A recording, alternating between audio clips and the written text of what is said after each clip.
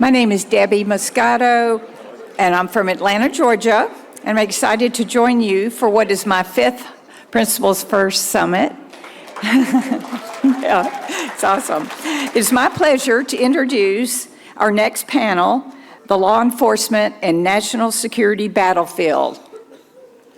Today's moderator for the panel is Asha Rangappa, Assistant Dean and Senior Lecturer at Yale University's Jackson School of Global Affairs, and a former Associate Dean at Yale Law School.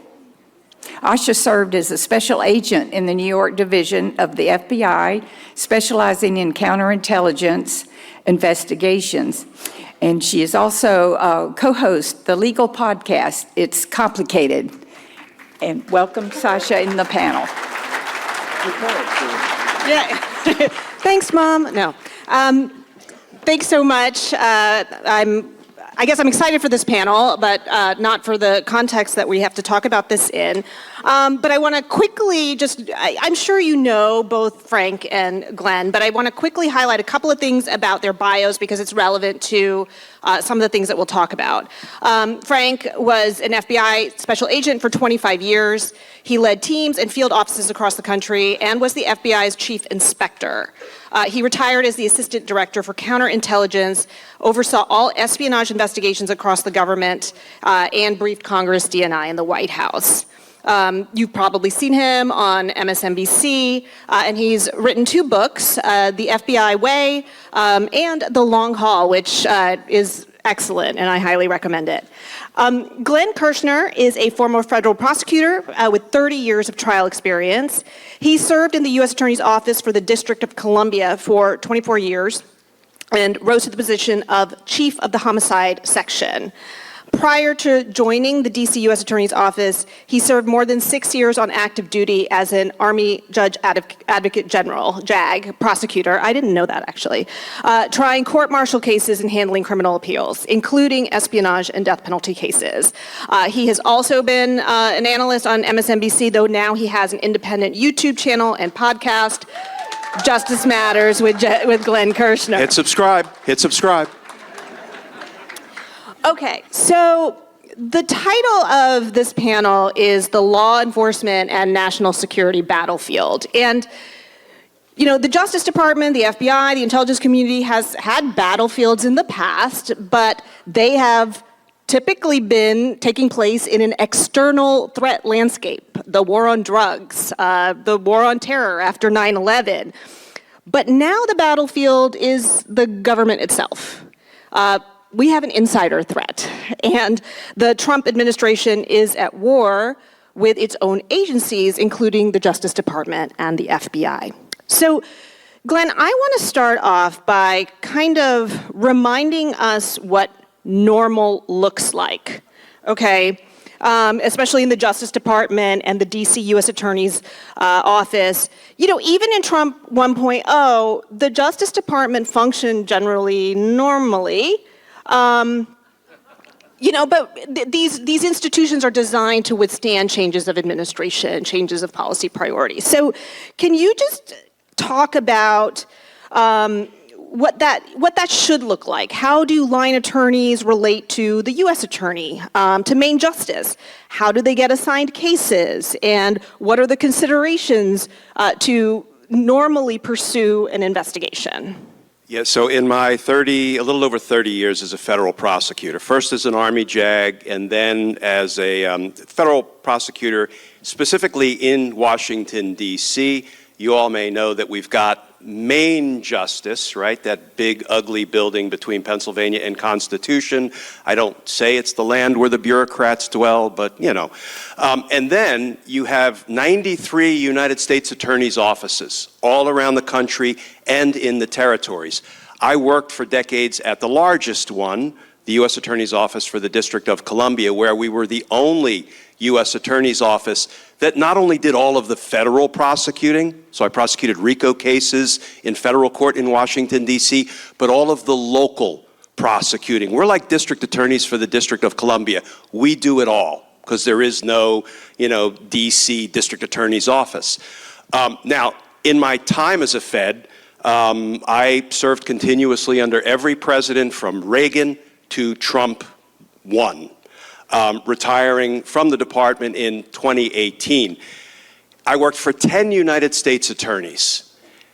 They were appointed by Republican presidents, Democrat presidents. I can tell you, my lived experience, there was not one whiff of politics in any prosecutorial decision we ever made. And we had about 350 prosecutors. And now it seems like there is nothing but politics that has infected the prosecutorial practice. I'll use one example. So we are assigned cases to work. So my friends, my former colleagues, some of the people I tried murder cases with in the courts of Washington, D.C., were heading up all of the January 6 prosecutions. One of the things that was as frustrating an experience as I ever had is I was sitting in those courtrooms covering the Oath Keepers trial, the Proud Boys trial, the Roger Stone trial, the Steve Bannon trial, watching my friends and former prosecutor teammates prosecute those cases. And I was covering them for MSNBC. I kept wanting to lean up and say, "Psst, can I prep a witness for you? Is there anything I can do?" But I watched them try the cases they were assigned by their supervisors. These cases were vetted all the way up the Department of Justice to make sure we were doing the right thing, bringing the right charges, and we were. And now they're going to be investigated for investigating, indicting, and prosecuting the crimes, one, they were assigned to work, and two, crimes we saw with our own eyes on January 6th. This is the legal upside down. And now we have an interim U.S. attorney up the street at the D.C. U.S. Attorney's Office named Ed Martin, who was a Stop the Steal organizer, who represented J6 defendants. I don't criticize him for that, because the Sixth Amendment guarantees all of us right to zealous representation. I embrace that. But then he also, as U.S. attorney, signed a pleading dismissing one of the cases of one of his former clients. That is not the way it works. That's unethical with a capital Un.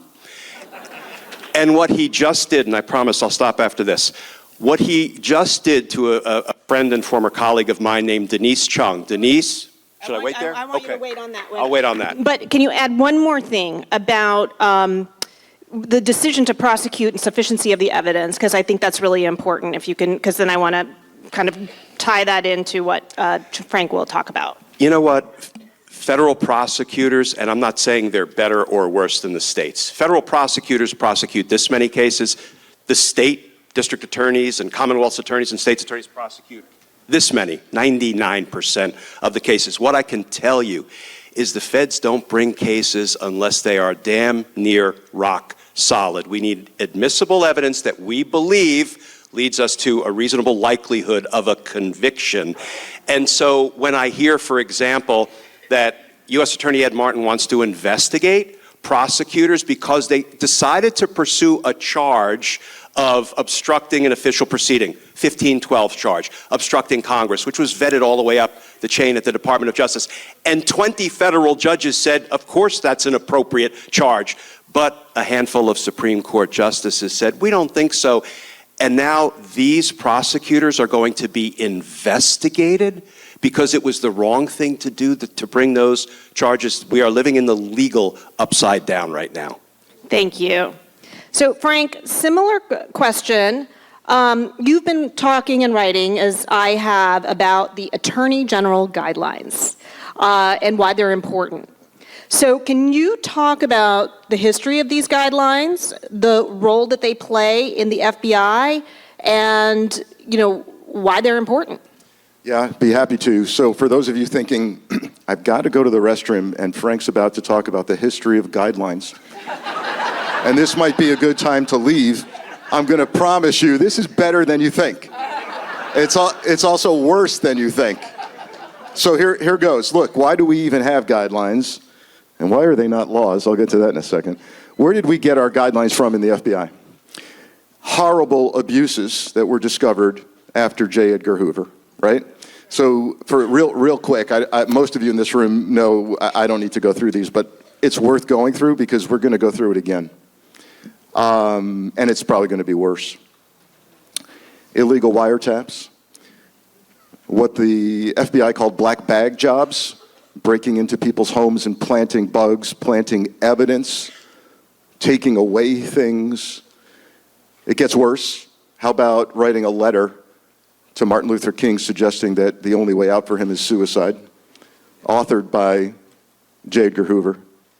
How about coordinating the murder of a Black Panthers leader in Chicago, but using a special unit at the Chicago Police Department to carry out that murder through an informant? I could go on and on and on.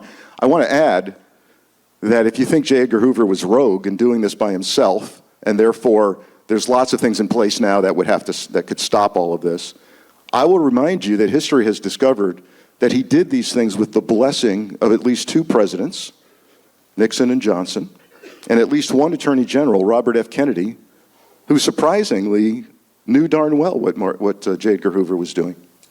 So, are we looking at a similar scenario here? Yes, we are. What had us discover these wrongdoings?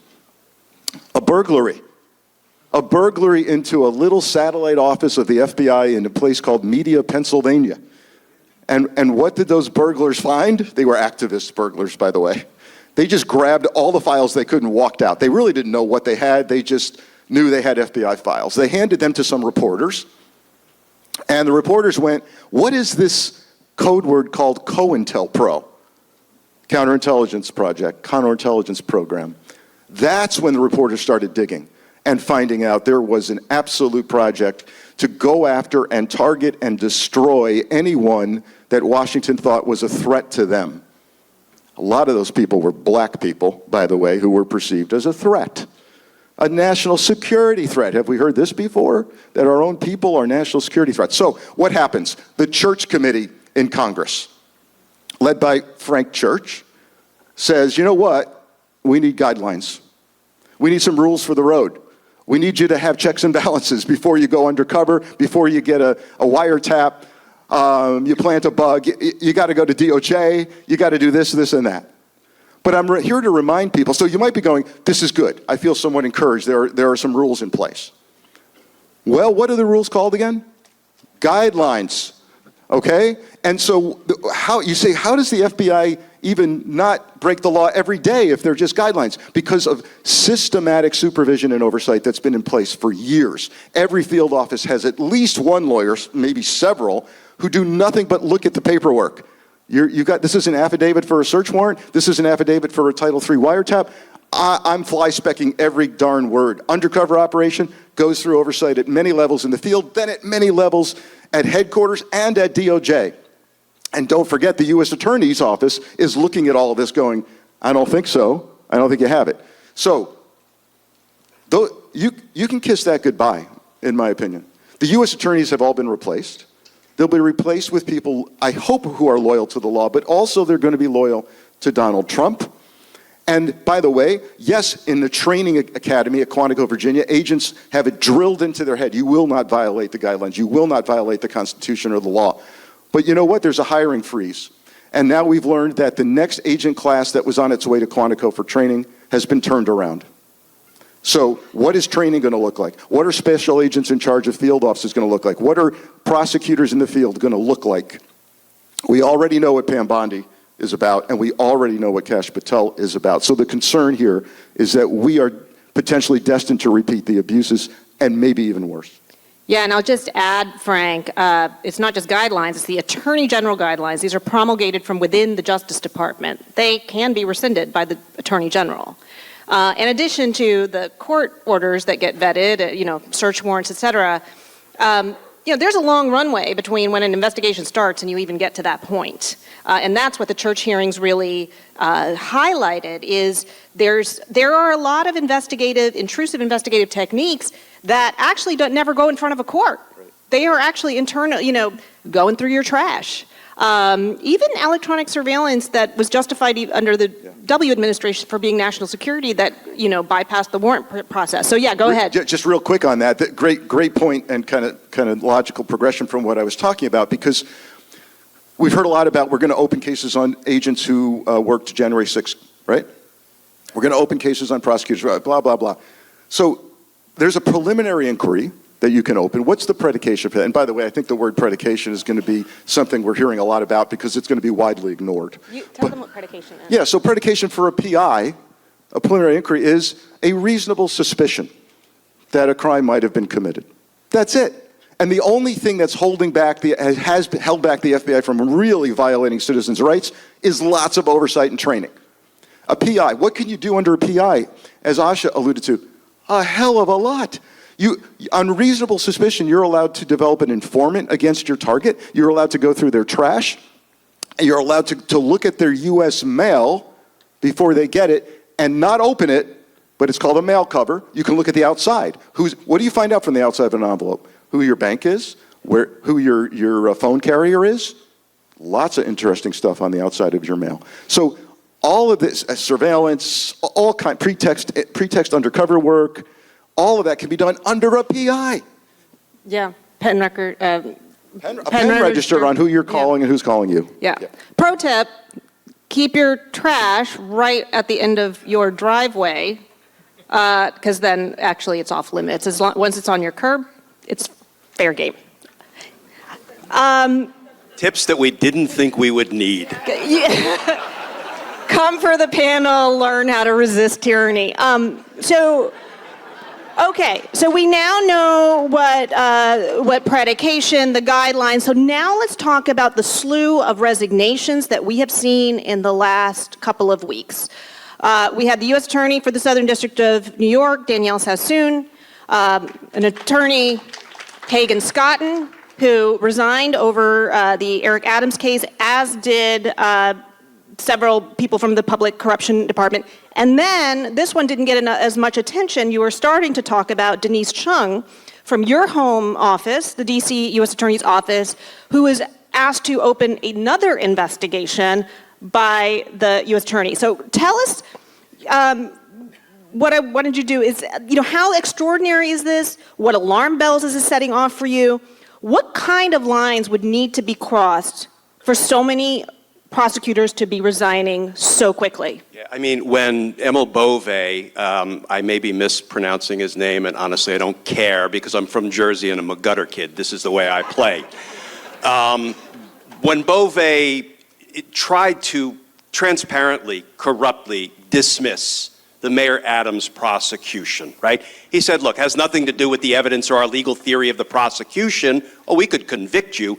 We want you to do a favor, though, for Donald Trump. Help him with his political priorities like immigration and other things. That's a corrupt quid pro quo. It actually feels a little bribery-ish or extortionist to me, right? Using your professional position and power to extract a thing of personal value from a charged defendant, personal value to you or to your boss. That's why 8 career federal prosecutors said, oh, hell no. And they resigned one after another, after another, after another. That right there is a powerful indicator of just how corrupt an ask this was. Now we have another career prosecutor just up the street at the U.S. Attorney's Office, Denise Chung, who I worked with. She was the chief of the criminal division. What does that mean? It means she was responsible for supervising all federal prosecutions in federal district court in Washington, D.C. And the U.S. Attorney, Ed Martin, came to her and said, I want you to issue a freeze letter, a freeze order to a bank on, I believe it's billions of funds that are part of a Biden climate initiative, all of which I assume has been approved by Congress. And she said, there's no investigation, there's no probable cause. This is not the way it works, because it's not the way it works.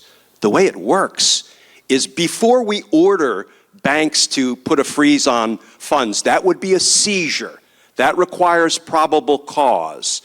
The FBI would have run an investigation. We would have enough evidence to establish probable cause, and then we would meticulously go through all of the steps necessary until we satisfied ourselves that this was a lawful exercise of prosecutorial power. And according to Denise's resignation letter, she checked with the FBI. They didn't seem to know much about it. And then she said, I'm not going to do this. Because you know what it would be like? It would be like me as a prosecutor deciding I don't like my neighbor's political priorities, so I'm just going to issue a freeze letter on their bank account. That is essentially what she was asked to do. She said, I'm not doing it. And of course, Ed Martin said, well, if you're not doing it, I demand your resignation. And she offered it. And, I mean, to say this is an abuse, this is just, it is not the practice of criminal law. It is this is the stuff of dictatorship. Do this because I said to do it. Doesn't matter if there's an investigation or adequate predication, fancy term for enough evidence to do it. And so this is now where we are finding ourselves in this upside down legal hellscape that we're trying to figure out how do we combat it, and maybe toward the end, hopefully, we can talk about a few points of light, not hopium, but a few points of light where I think there are ways we can combat it, and there are ways that it is being combated as we sit here. Thank you, Glenn. So in that example with Denise Chung, she did talk to the FBI agents at WFO, Washington Field Office, who said, yeah, we don't see a predication here for investigation. So, we have people that are trying to do their jobs. We haven't yet seen mass resignations, but we now have a new FBI director who hates the FBI. So what... and who also has requested, or at least Emile Beauvais did request the names of agents as well who worked on the January 6 cases. So far, before Patel took over, the acting director had kind of resisted and tried to comply without revealing names that they were worried that they would release them and basically put them in danger, since all the people that they investigated are now at large and have their firearm privileges restored.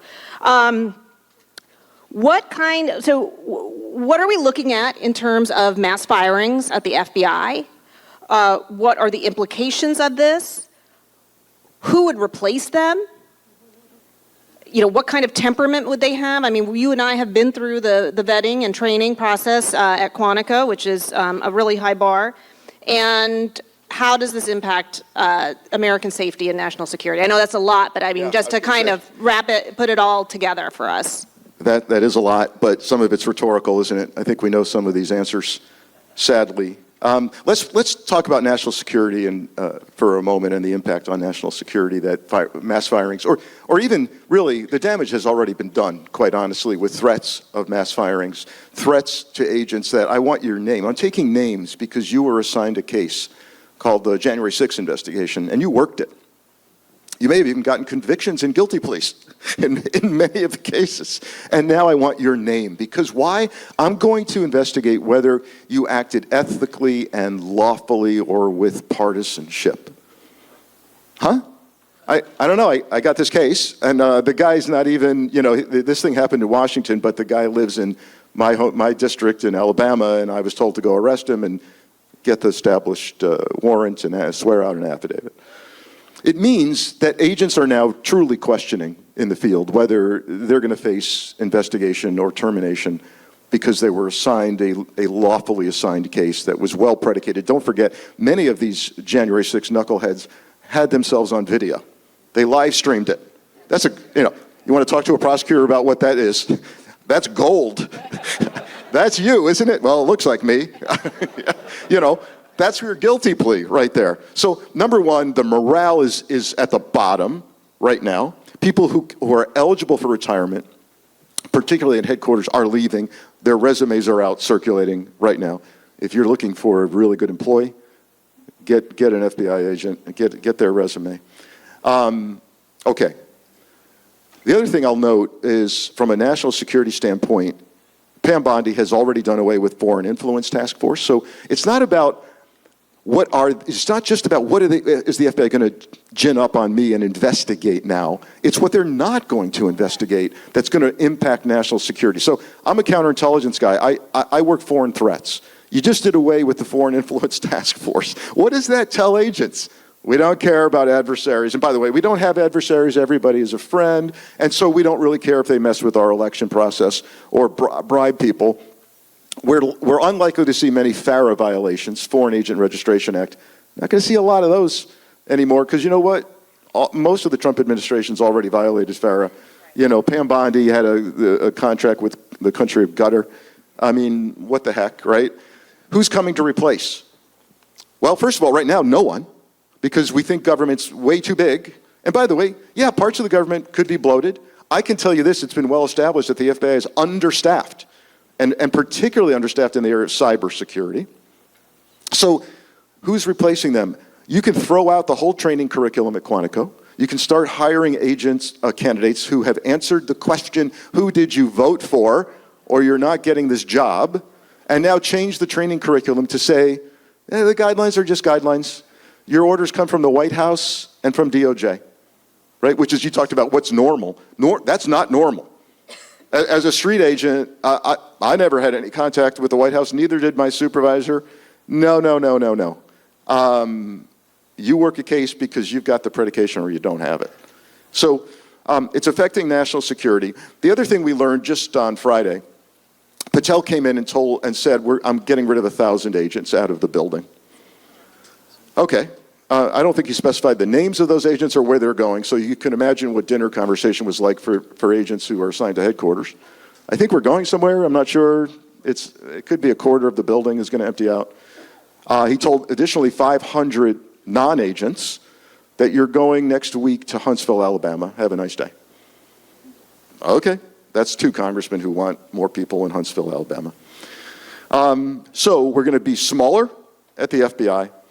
We're going to be largely blind to the national security threat. I don't know if we're going to see the FBI open a Russian counterintelligence case ever again. I don't know if DNI, Tulsi Gabbard, ever wants to hear the words Russian counterintelligence anymore. So big problem if we're going to be blind to that. And just lastly, so what will the FBI be working? By the way, I don't think you're going to see the FBI open a public corruption case on a Republican mayor or county commissioner unless they're an enemy of Trump. Then, yeah, fine.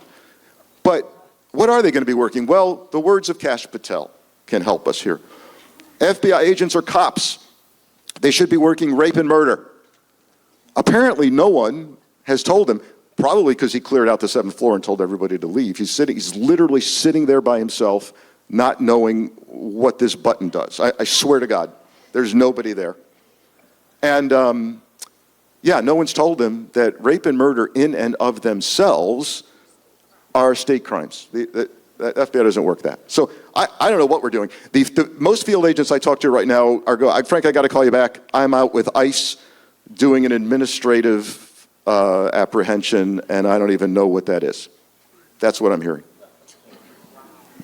Yeah, we'll get back to the intelligence piece, but I think to Frank's point, the amount of expertise that will be lost in terms of terrorism, cybercrime, counterintelligence, trafficking name all of the things that the FBI does, and the agents who work the January 6th case, I think it's like 5,000 to 6,000, because as Frank said, agents work different pieces of an investigation. And if something happened in California, they send a lead, that agent goes, so a lot of people have worked these cases. There were, however many, 1,500 defendants.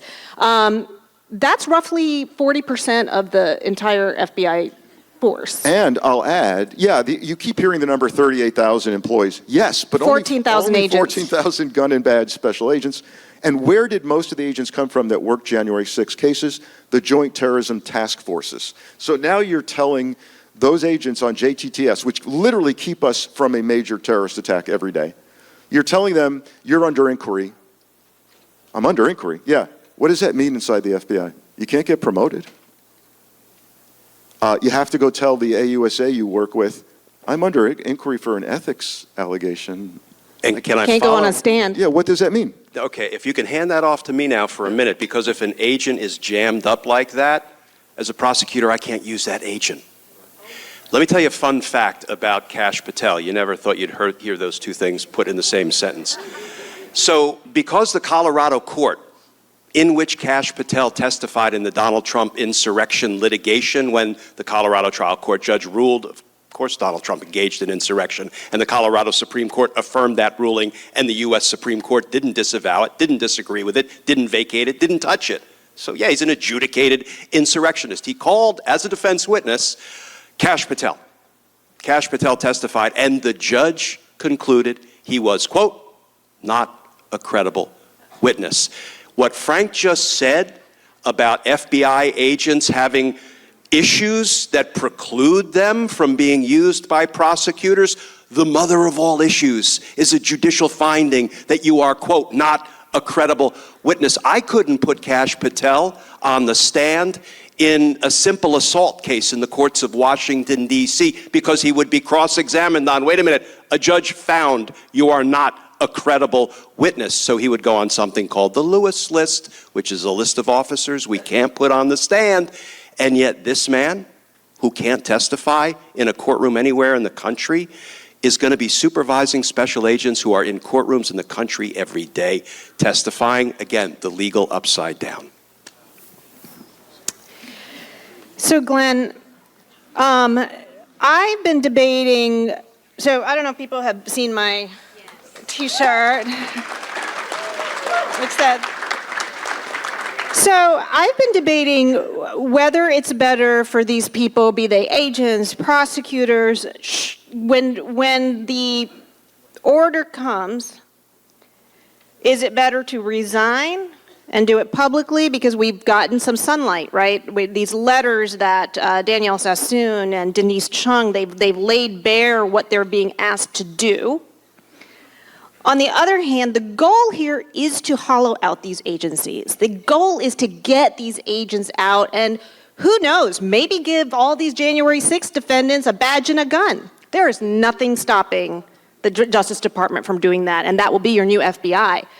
So should they stay and wait to be fired and then, we have lawyers who are willing to work on this stuff, get them into court to justify the firing, et cetera, et cetera. What's the right way for these civil servants, these public servants, to fight? I don't know the answer. As a general principle, we will not obey in advance, period. But I think I actually have a halfway decent answer for that question, and it is one of the questions I've been asked most often in recent weeks. So when you have all of these federal prosecutors who are asked to do something that is unethical, or directed by Beauvais or Ed Martin to do something that is unethical, they basically have two choices. One, they can offer their resignation, which, yes, seems like obeying in advance, or they can say, I'm not doing it, and in the next breath they get fired, they get wrongfully terminated. What are the implications of those two paths? If you offer a principled resignation, you draft a letter like Danielle Sassoon drafted, and like Hagan Scotton drafted, and like Denise Chung drafted, and how important have those letters become in the public dialogue? How important are those letters in exposing the corruption inside Donald Trump's Department of Justice? I think that is the best approach. Offer a principled resignation, put in writing for the American people to see what the hell is going on inside of the Department of Justice, because if you don't do that, what happens? You get fired in the next breath. Then that has a couple of consequences. One, you're going to spend the next year or two in court if you choose fighting a wrongful termination. I don't wish that on anybody. And you can write a letter after you've been fired, and everybody's going to say, well, yeah, they were fired. Of course they're going to throw all this garbage in a letter, right? It's not worth the paper it's written on. I believe the principled resignation route is the better route, the better path to take for the ultimate health of our democracy. That's my opinion. Do you have a view? Yeah, so I think Glenn and I are largely in agreement there. I'm sensitive, of course, as I know Glenn is, to the fact that, look, everybody's in a different position regarding family and how close you are to retirement and what your financial situation looks like. I would say wait for the moment where it's about you and the order that you can't stomach anymore, right? so that you've got something to hold up. Just leaving because I don't like Ash Patel, that's not going to help. But the Agents Association and a slew of lawyers who are working largely pro bono in many cases have your back. In fact, I remember when I started going into leadership, people said, hey, we're not sure you should be in the Agents Association anymore, Frank, because, you're a leader and they're kind of against management. I said, I am going to be a member of the Agents Association until I retire, because that's what I still am, as an agent. And they do have the back of these agents. So I'd wait until that unethical order comes, and then I'd make a lot of noise about a principled resignation, and then phone call first to the Agents Association and their attorneys, and use that as an example. Agents will do the right thing when the time comes.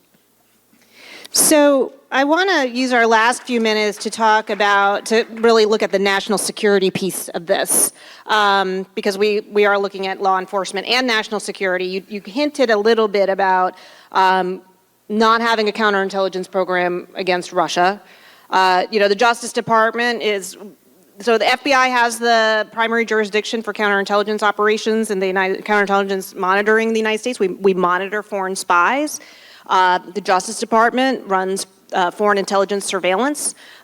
So we, literally in New York, we have people like knowing what is going on with, different countries. So what happens now? And what can the director, what can the attorney general, shut down all of our electronic surveillance on countries that pay to play, for example? And how will that affect the intelligence community generally? So, will our allies continue to share intelligence with us? What happens to our sources that are now, in the hands of, as you mentioned, some people who don't believe that we should have ever been collecting this in the first place?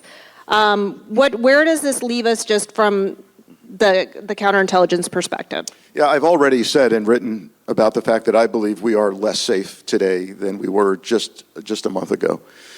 We can start with the DNI. The DNI oversees the entire U.S. intelligence community, and she decides what's the collection list, what's the shopping list this year. We need this against China. We want to focus, everybody row in this direction because we need this piece of information about Russia. Right? We need a source out of Iran that can tell us this. That's all comes from the DNI with submissions by the agencies. If she says, I don't want to hear about Russia anymore, they're our ally, right? Or if we go to the DNI, I brief the DNI regularly as assistant director. If I think that DNI is going to run to Donald Trump and say, hey, the FBI has just recruited a source in the Kremlin next to Putin, do you think that Trump isn't going to pick up the phone and tell Putin that? So now you ask a question about our allies, who, by the way, are invaluable. I know it's America first, America only, but I'm here to tell you, we can't get anything done with the allies, and their sources are great. And if they come to me and say, Australia, Britain comes to me and says, we have got a hell of a source on top of the Russian intelligence services, and we're not going to tell you about it because we don't trust the DNI or the president. We're dead in the water, right? Because we share everything. So how about this for national security and abuses? You've all heard about the FISA Court, Foreign Intelligence Surveillance Act.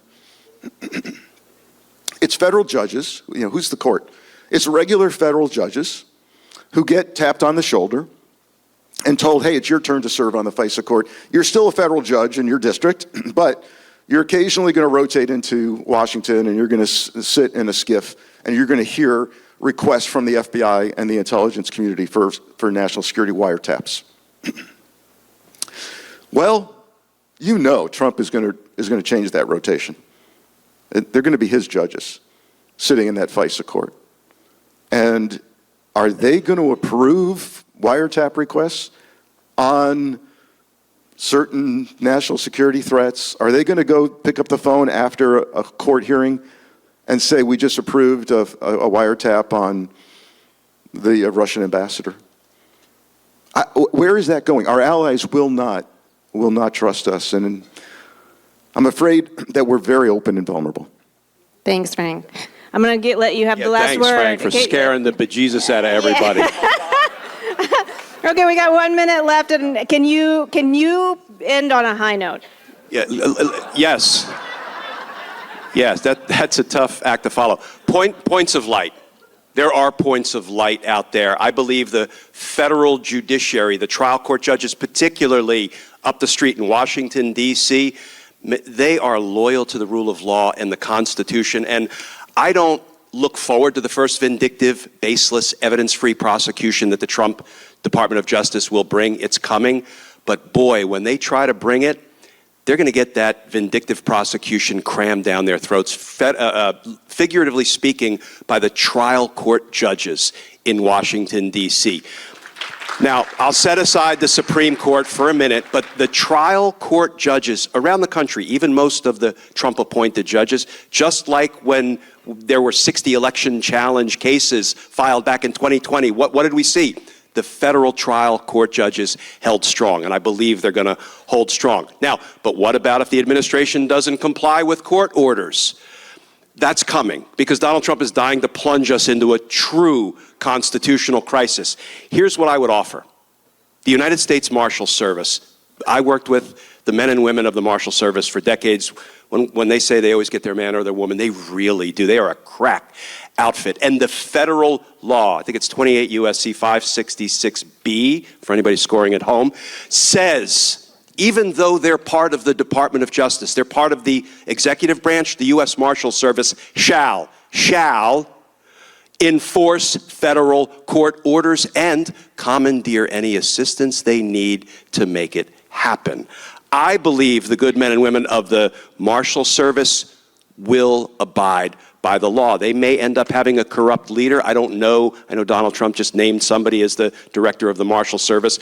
I believe the rank and file men and women of the FBI will not obey unlawful directives to open criminal probes without adequate predication. When I was in the Army, I was an Army JAG. You know what got drilled into my head in officer basic and at the JAG school, where they send us before they launch us out to our first assignment? You must obey lawful orders, but even more importantly, you must disobey unlawful orders. I believe there are more Mark Millies in the military than there are Mike Flynns.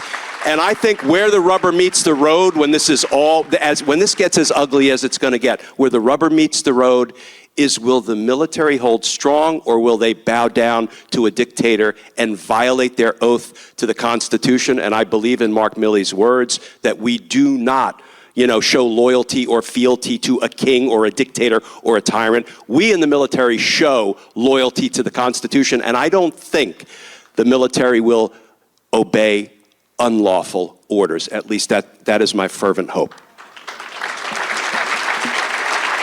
Great. Thank you both. Thanks all of you.